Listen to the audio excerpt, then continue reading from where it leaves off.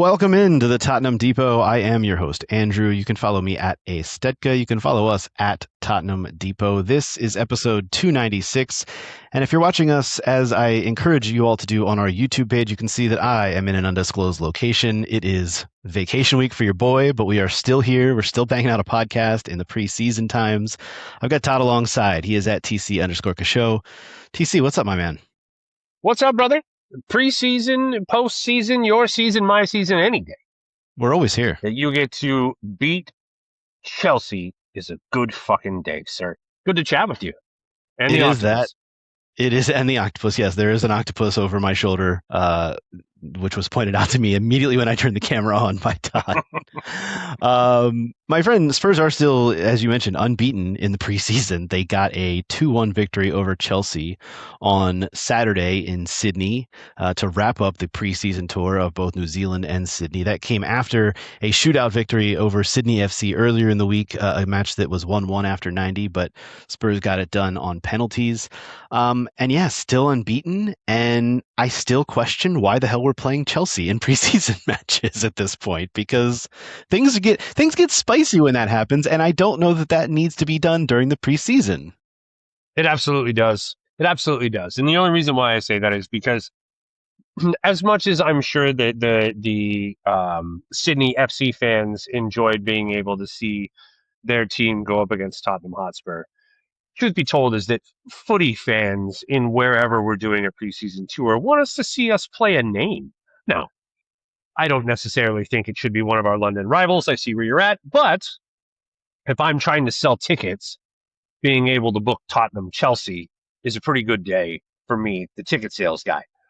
It's also a pretty good day for my man, Conor Gallagher, because Conor Gallagher, he hates the Chelsea. And if you see the song that is going around on the interwebs, you will appreciate what I'm talking about. Guaranteed to be sung at a Tottenham match near you, be it in a pub or in the ground itself. Conor Gallagher, he hates the Chelsea, and he played his ass off. And we're going to come on to talking about this when we bring up some of the injuries and who's available and who's not available along the way. But let's just say, for whatever reason, we don't see a lot of James Maddison this season. I'm entirely confident and comfortable with Conor Gallagher fucking shit up in the middle of the park from that number 10 position all game long. So, Well, and especially when you've got an improved midfield behind him in Tonali and Fernandez, and the likes of Bentancur are still there. Like, you've got some bodies that you can, Archie Gray, maybe Lucas Bergvall will come on to that. Like, we'll see, but like, there's depth there now too, which is a good thing. That I think reliance on James Maddison is not going to be as prevalent. Well, dude, and then with the addition of not only Tonali, but the ball-playing center backs that we brought in Van Hecke and Senesi, Gallagher doesn't need to do a whole lot of passing. He just kind of needs to fuck shit up and crash the box, and that's really what he's best at. And press the hell out of the ball, which that's he what does I'm saying. very, very well, and he did very, very well. Maybe press was a more articulate way of saying fuck shit up, but you get what I'm. Tomato. We get that. Well, you mentioned it, so let's touch on some of the injury updates that we got. Roberto De Zerbi mentioned that James Maddison was not risked on this tour because of a small problem. And I don't know if this worries you at all. Like I know what you're saying about Gallagher is, can step into that role and has done. But for me, this is starting to get a little bit. I've been really confident that James Maddison will come back this season and be a something. Kind of was relying on his preseason buildup for that to happen. And now that that's slowly but surely not happening at the speed that I would have expected, I wouldn't say I'm getting worried, but there is a part of me that's like, okay, like I'm starting to see some of these injured pieces around. We also had Matthijs Fernandes, who is out with calf fatigue. We saw Mickey van de Ven being rested as well, just with some fatigue post-World Cup. So things that I understand and I can comprehend and I get. I'm not pressing any kinds of panic buttons, but where are you at with some of these injury things that are happening for the club right now? I love James Maddison, and I've been candid about that. I own a shirt with his name and number on the back. I really, really enjoy him being part of our football club. But unfortunately, I can't trust the guy to be healthy as far as I can fucking throw him. Andrew is kind of what we're looking at here. So, Same thing with Kulisevsky. This year, you know how ACLs work, man. You come back from the ACL. Yes, you can come back in 7 to 10 months, but you're not the player that you were before for about another year a lot of the time. And that's kind of what I'm expecting out of Madison. I just don't want him to get hurt further. And Yeah. that happens a lot of times when guys come back too quick. And I don't want him to, I guess the best way to put it is I don't want him to mortgage his future as a player to get healthy for this season. And so if we can not depend on James Madison until Christmas and he comes back and he's firing 1,000% we only play him in the cup games as warm up. And then by the time Christmas gets here, we have James Madison firing hot.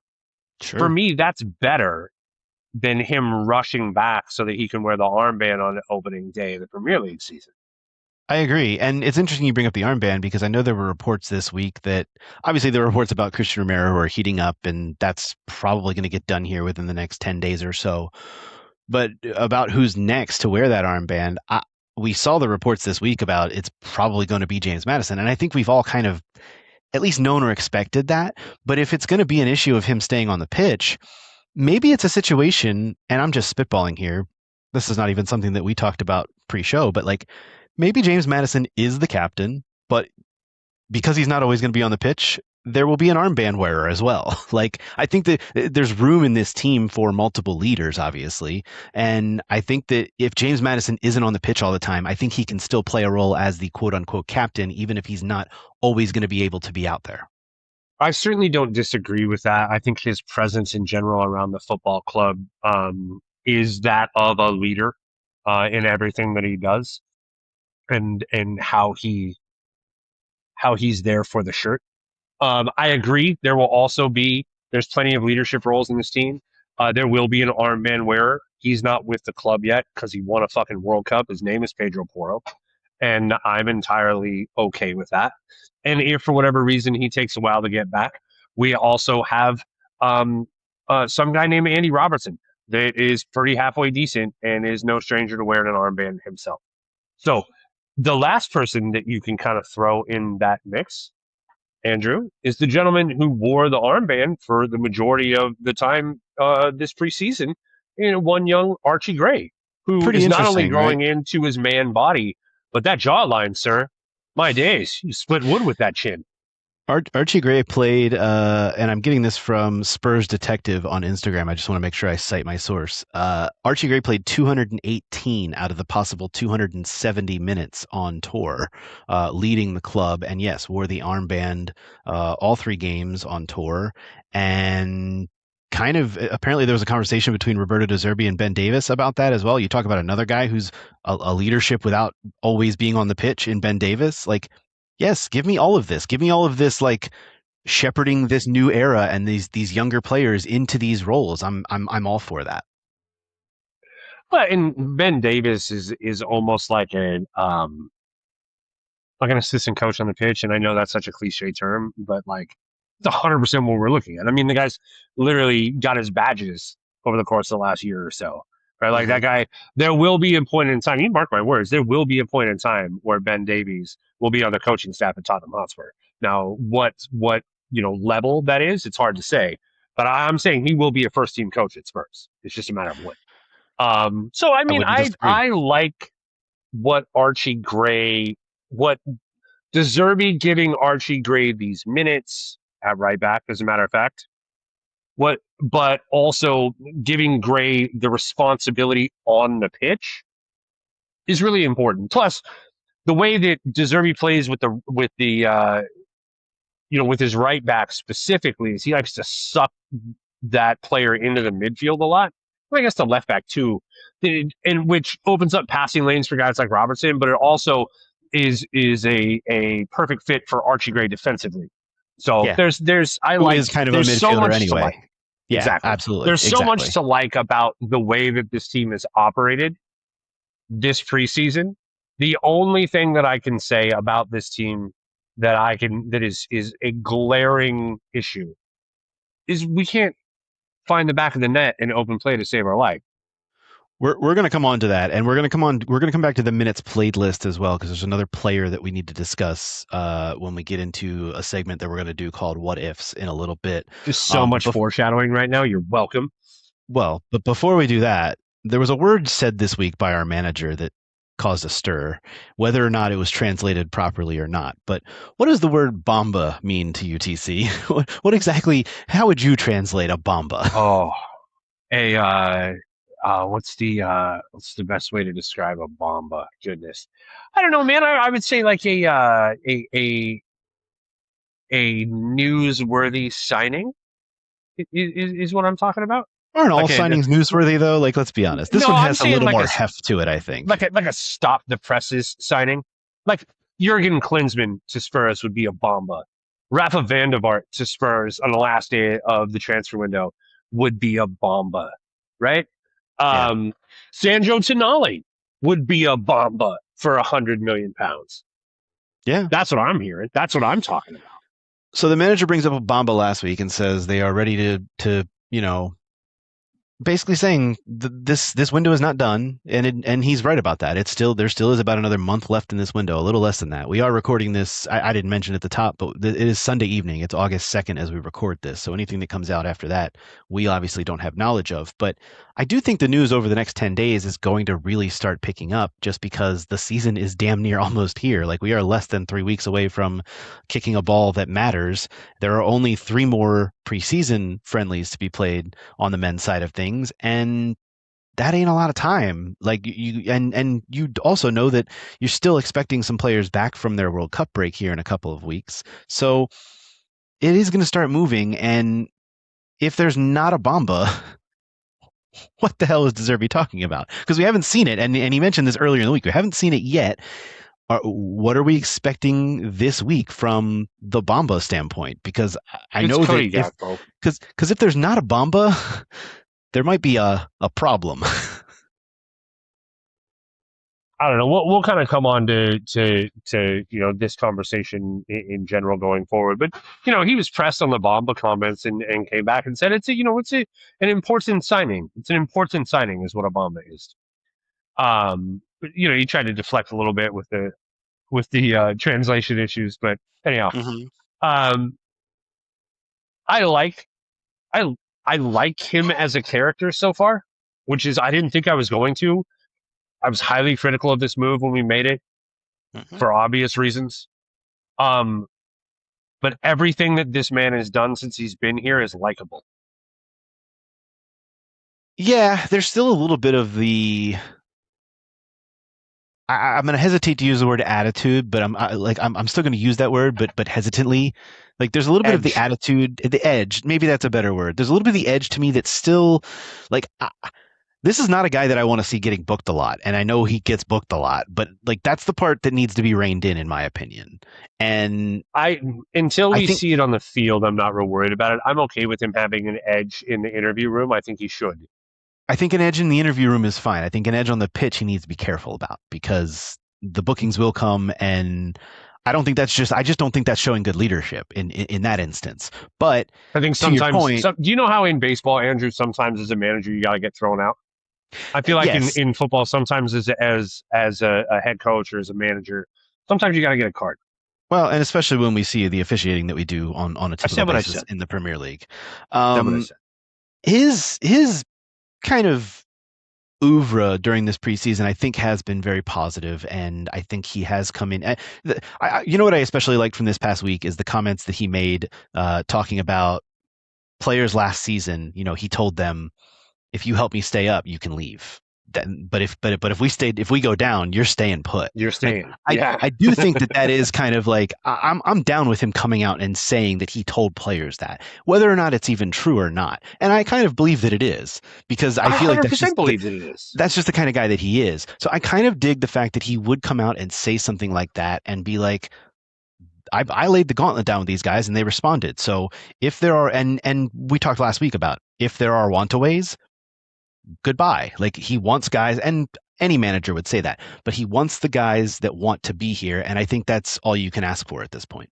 I think it's important that any manager can say that is the way that you kind of discounted it offhandedly. But I think it's really important that the manager comes out and says things to that effect I agree. directly to not only the players in the room, but to their agents.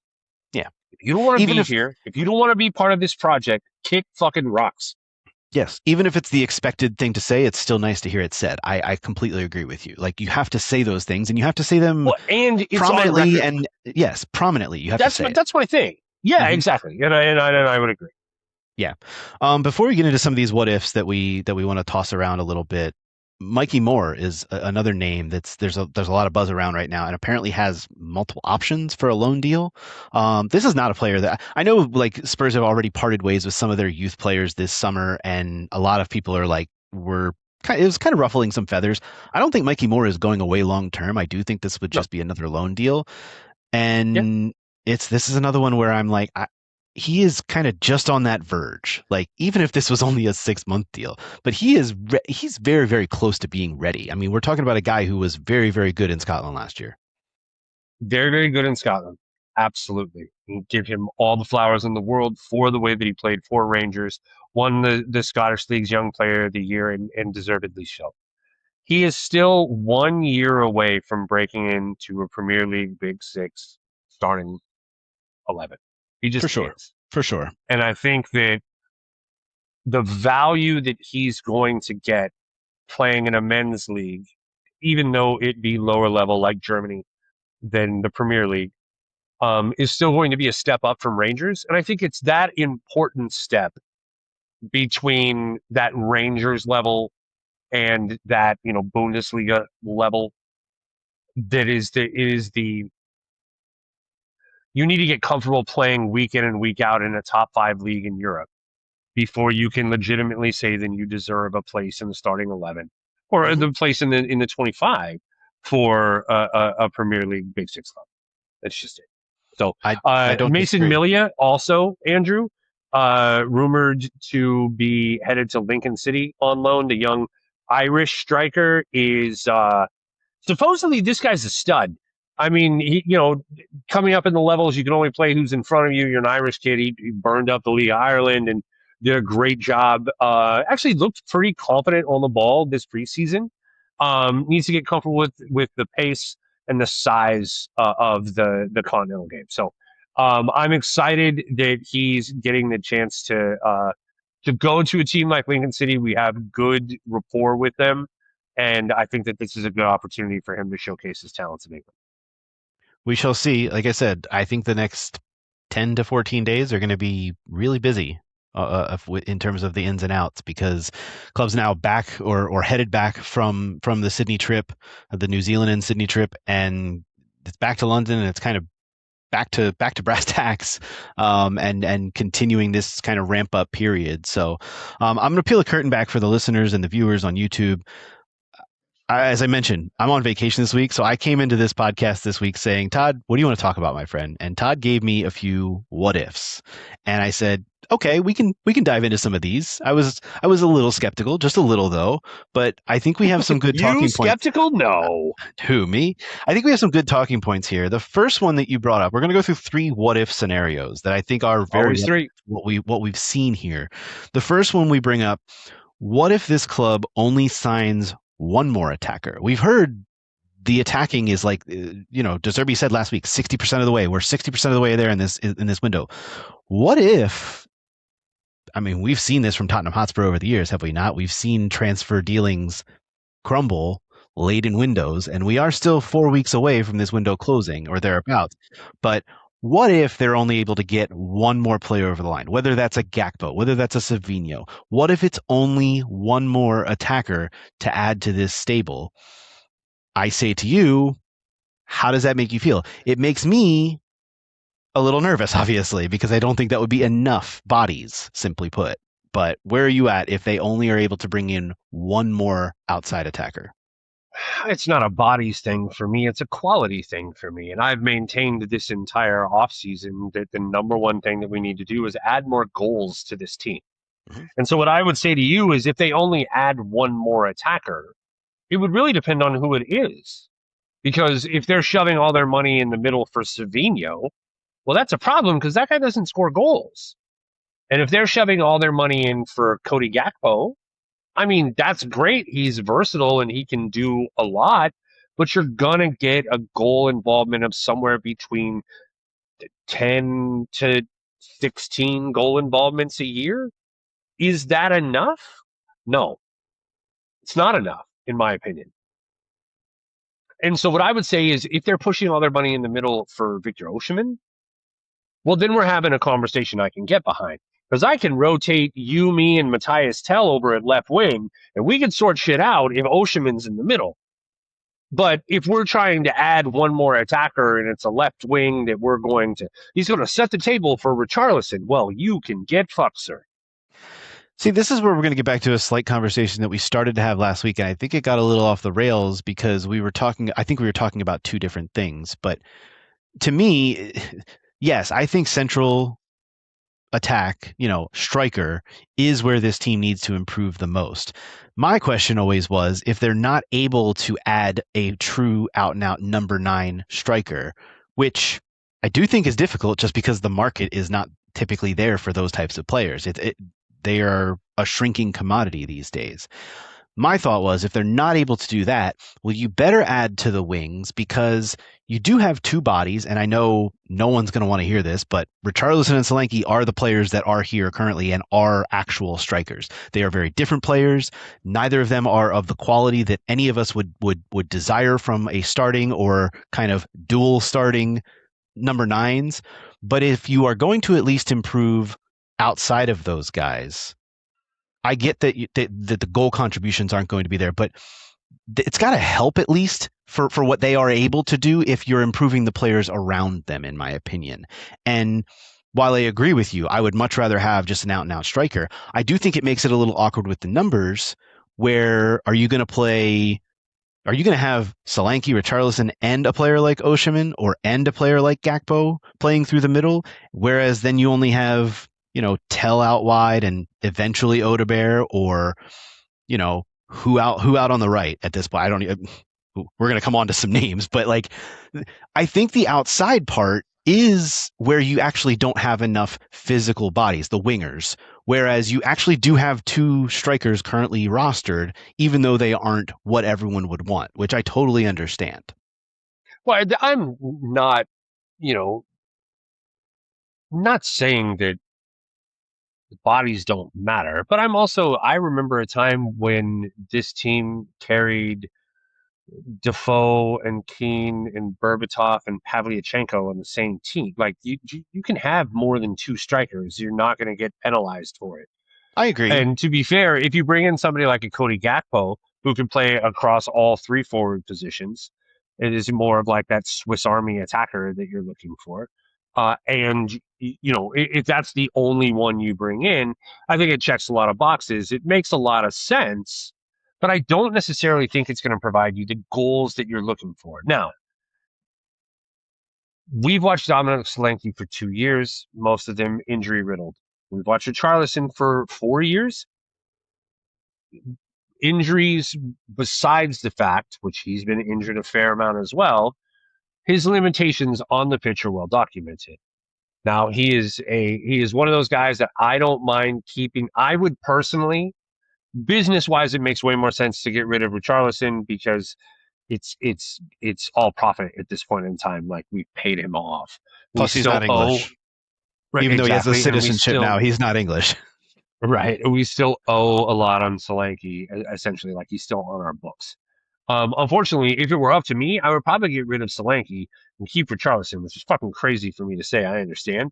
But I say that because I feel like Richarlison has a use for a specific instance where it's just like, hey, Richie, go on and just get your head on something. Just go run around like a headless chicken, fuck shit up. Again, more of the Conor Gallagher mold. Just go chaos. Be a chaos merchant. Try to get your head on something. And he has the spectacular in his bag. Whereas, save one errant bicycle kick, Dominic Solanke, much more of a traditional cycle. Or scorpion kick, Dominic Solanke, much more of a traditional tap and striker. We saw the Richarlison example of it on Saturday against Chelsea at the preseason match. The club's down a man because Kevin Danso gets sent off after. By the way, you know how many minutes Kevin Danso played this on this preseason tour? Three of them, Oh, that's a good and it question. was How many? three of them. It was the three that he came on for the second half and then immediately got sent off for the red card challenge. Which Yikes. it's preseason. We can have a chuckle, but that was something. But Richarlison gets the winner in that game when Spurs are down to 10 men. Like that's it's preseason. We're taking everything with a grain of salt, He's but like perfect to play it's striker when it's there's 10 men. it's the example that you're I think you're pointing to exactly. So, I, So anyway, I coming back to it, just to what if we only sign one more? If it's an out and out striker, I think I'm going to be okay. If it's a Swiss Army attacker, I'm not upset about it, but I think that takes us out of a guaranteed Champions League spot and puts us more into that maybe Europa League. Maybe it'd be better off if we missed Europe altogether it's so because of funny here. the So weird. I'm smirking because you're saying guaranteed Champions League spot, and I'm just like, whoa, man, pull the reins back a hair. But No, I know where you're at. no, I'm I know not where going to sit I know here that's and listen to anybody talk to me about, oh, you're 17, 2 years on the bounce. You guys look at the end result and say that there's no justification by what actually happened in those 2 seasons, and I won't do it. This is a club that has traditionally been in the top 5 to top 7 over the course of the last 25 years, and so to say that we're now all of a sudden because of two freakishly horrible yeah. years with injuries on the bounce and tumultuous managerial turnover that we are in somehow, some way, and the departure of our two talisman goal scorers, we are somehow, some way automatically less than a Champions League caliber club. But I just won't buy that. We were a European trophy winner less than 2 years ago. Like I'm just we are a club with pedigree, and it's only in Europe, and it's only a matter of time before we get back to it. Let's wait till the third what if here before we start talking about really lofty expectations. But the second what if I want to get to, and you brought this name, and I'm glad you did. What the hell's going on with Manor Solomon? And are Spurs going to end up keeping Manor Solomon to play at the right wing? Because who else is gonna? I mean, I know there's Mohamed Kudus to come back, but we don't know what he's coming back as after his injury. And I just got done talking about how I do think the winger depth on this club is lacking. Manor Solomon, 211 out of 270 possible minutes, second on the team on this tour. He's played damn well on this tour, and I don't know if this was we're putting him in the shop window because he obviously wants to depart, or if this guy all of a sudden has new life in this club. And I don't know. I have complicated feelings about that for sure. His agent has come out and said that he would definitely like to um, fight for his place. He has a relationship with De Zerbi from their time at Shakhtar Donetsk. These are these are people who he's been productive everywhere he's gone, and we don't have a lot of right wing options right now. Um, he cost us nothing when we got him Mm-hmm. because Daniel Because of Levy some shady stuff. did some out and out fleecing of anyway. Um, we literally got Manor Solomon for I want to say €2 million and the gate receipts from a friendly between Spurs and Shakhtar. That's right. I forgot Um, about the gate receipts. yeah, which fucking just that's some Daniel Levy shit to and fro. Anyhow, I say that to say this: you're not alone in your complicated feelings about this particular individual. Um,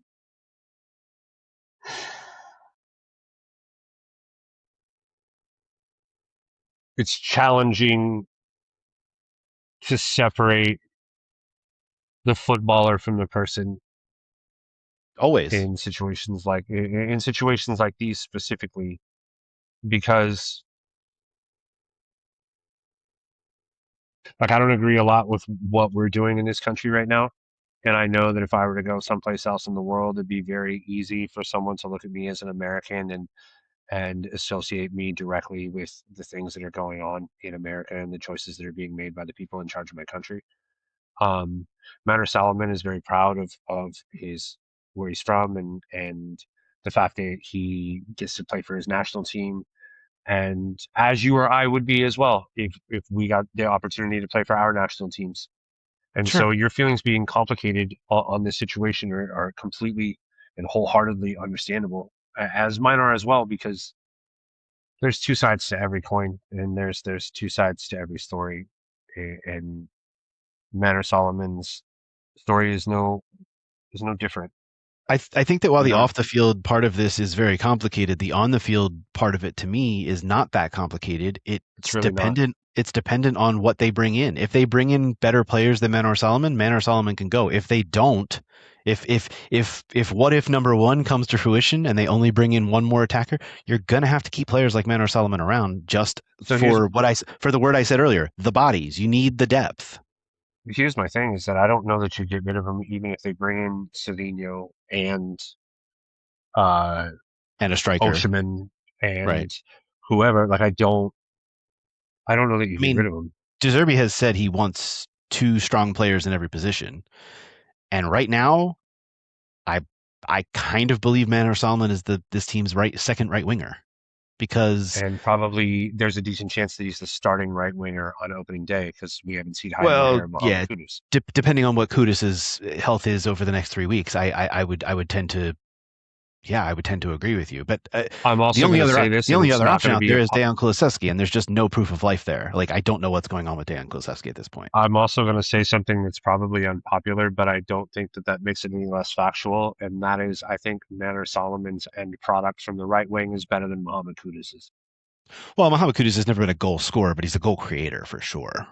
No, I'm saying like the cross, the vision, the passing, the timing. I think is better. Like if you look at the creation stats, I think Manor Solomon is better at it than Mohamed Kudus.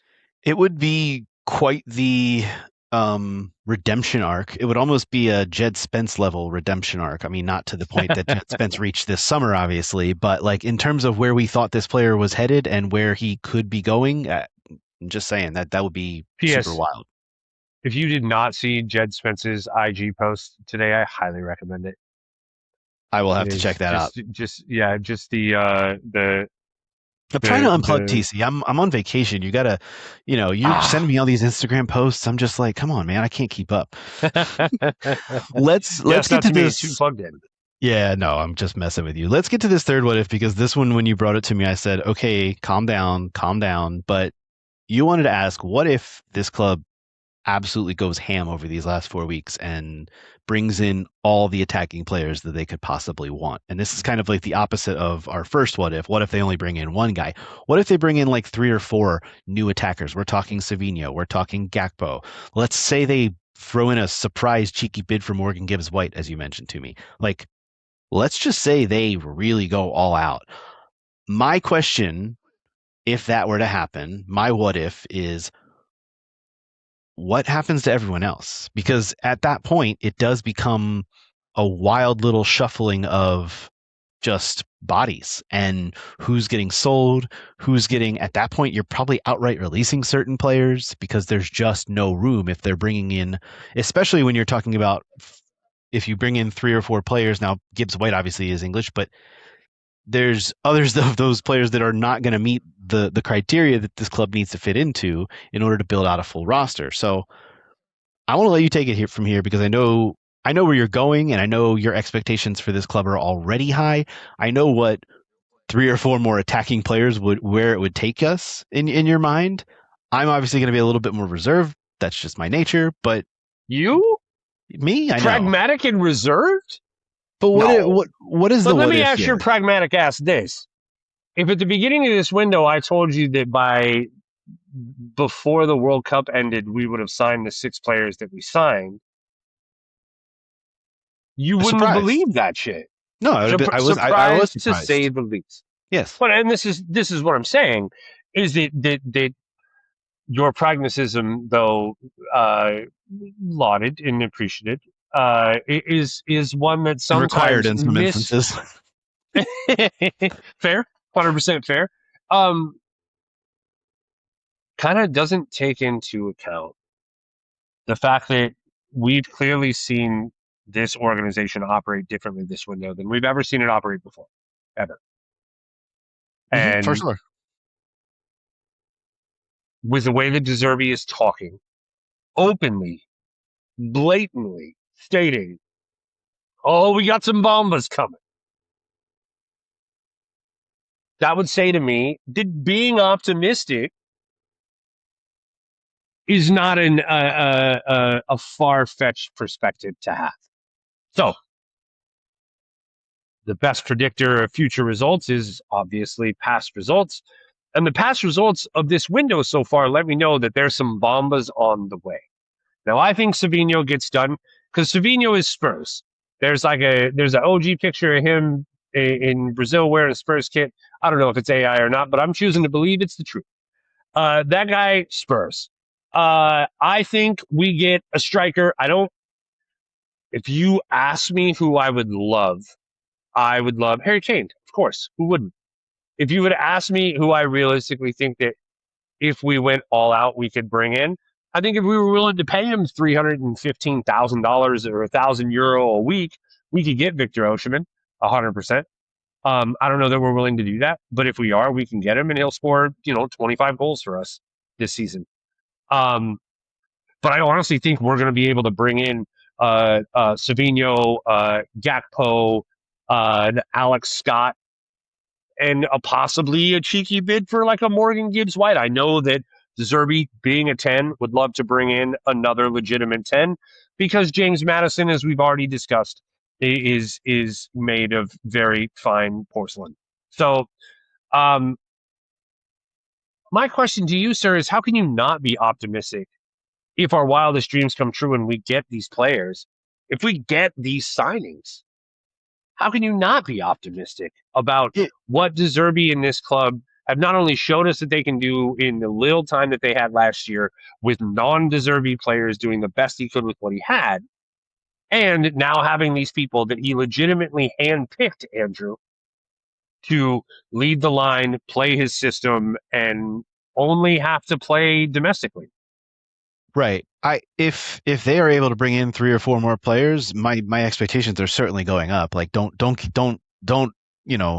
get me wrong. They Well, will what, go from up. 11th to 9th? Like, what are we talking about here? No, but they would go up into I would most definitely be expecting a Champions League spot at that point for sure. I don't think there's any like if they're bringing in 3 or 4 more attacking players in this window, yes, you need to be in the Champions League for as We not haven't brought just in for the any attacking players. well, but I'm talking about in addition to everything they already have brought in, the midfielders, the passing. I think, and this is a larger topic that we're not going to have time to get to tonight, but I think that the passing that they have added is going to add so much to the offensive attack and therefore to the scoring output. I do because I I hear don't what think you're saying. because the passing was just non-existent over the last season and a half. I hear what you're saying. And obviously, more opportunities leads to more goals. So I'm not discounting that. But what I'm saying is that the biggest area of the pitch where we have been deficient is the putting the ball in the back of the net area. Mm-hmm. And we have more touches in the opposition box under Ant 2 years in a row than any other team. And, whatever the hell happened last year, you Right. take Well, away Son. that was a Thomas I, Frank disaster class. That's all that was. but And but my issue is, and I don't take that like I take all of that with the largest grains of salt. but even with the Thomas Frank disaster class, that team produced opportunities regularly that we squandered, Andrew, that we did not finish. And so my issue here is passing getting better from all over the pitch is wonderful news. But you still But need that to put the means ball in the back of the net. Richarlison's going to be 2 for 14 instead of 1 for 9. Where I think we end up sitting on this what if conversation, I don't think we're signing 3 or 4 more attacking players. I do think How we're many? signing. How many do you think? I don't think we're signing only one either. I think we're going to bring in 2 more attacking players, and I think Savinho probably will be one of them, and then I think we will sign somebody who can play more centrally. I do Who think, do you and I think it'll do be? think I really don't know. Again, I'm trying to be a little bit unplugged, so I'm not up to date on the latest rumors. I know Gakpo's out there. I know Osimhen's out there. I know there are some other names being floated. I'm on board. Obviously, we need to add in the position. We need to get better in the attacking third. And like you said, you've said everything that I agree with. We need to be able to bag more goals. My grander point is, I think that the whole of everyone else around the attacking players getting better will help. Will it help enough? That's to be determined. But I think it will increase this team's output offensively, and I think that is a good thing and a good stepping stone at the very least.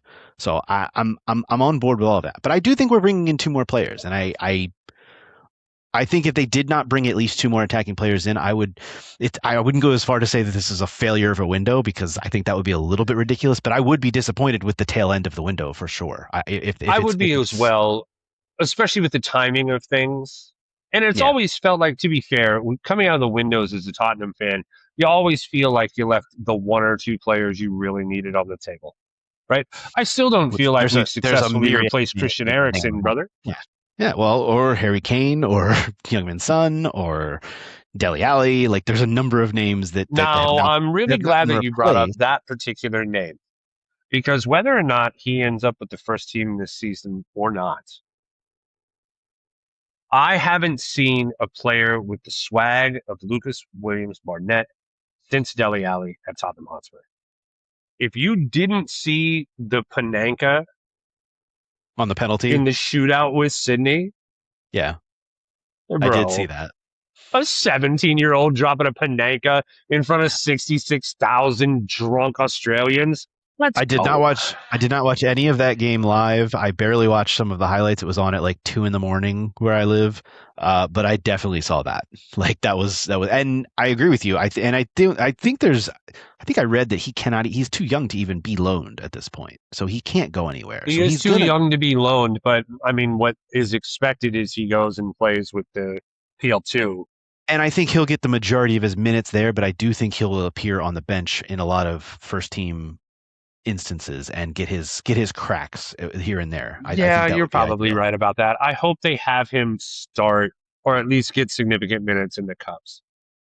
And by the way, like not a lot of people realize, but the Carabao Cup will be the first Carabao Cup match comes right after the first Premier League match. It's like a midweeker in a few weeks here. Like we're It's talking three awesome. and a half, 4 weeks like for the Carabao Cup. Who So are we that will playing? Do you be know? draw hasn't been made yet, but that will be coming up very soon because there's still one more round prior to when we enter. So Oh, okay. that is going to be those kind of opportunities are going to be there for not only players like Luca Williams Barnett, but a number of the other players that we've seen running around on this preseason tour. Before we get out of here, TC, I do want to bring up Spurs women a bit because there's some news. The WSL fixtures are out for the season. They were announced last week. Spurs will open the season at home to West Ham on September 6th. So circle that one on your calendar. They have also announced 3 matches to be played at the Tottenham Hotspur Stadium this season. I'm hoping they can get a few more there. Obviously it's always a weird thing trying to schedule those because you're trying to schedule out where you know there will be availability for the stadium, but also know that there's not a possibility for a Spurs match getting moved either for cups or for television, on the men's side of things. So you have to kind of share those things. But as it stands right now, October 25th is a North London derby at the Tottenham Hotspur Stadium.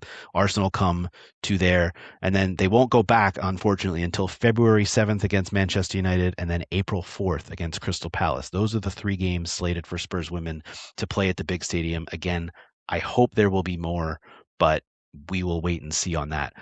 The other big news on Spurs women's side of things is, and they haven't really done this in the past, they did announce that they are going on a preseason tour to Spain. They will be departing at some point this week for Spain. They are going to play a preseason friendly against Granada on Sunday, August 9th. That is a week from today as we speak. And then the following Wednesday on August 12th, they're going to play Real Madrid. So they're going to get some FaceTime in front of some other opposition. And as far as I know, these matches will be available on Spurs Play. And that is something that we also have not really seen on the women's side of things. We have not been able to get these preseason matches in front of cameras. So I'm looking forward to at least seeing some of these new players on the women's side of things get into some action. And they have obviously been in preseason action for a few weeks now and ramping things up. So another part of this that we can kind of start to look at as that their season will not kick off until a little bit after the men, but they are on that curve ramping up toward a season as well. And there's preseason to talk about, which I can kind of appreciate.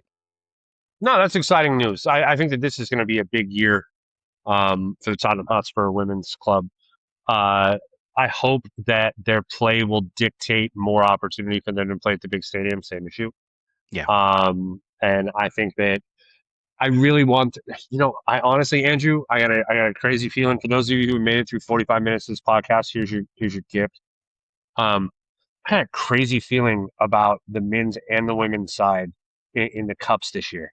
I don't know why. It just really, spidey senses are tingling.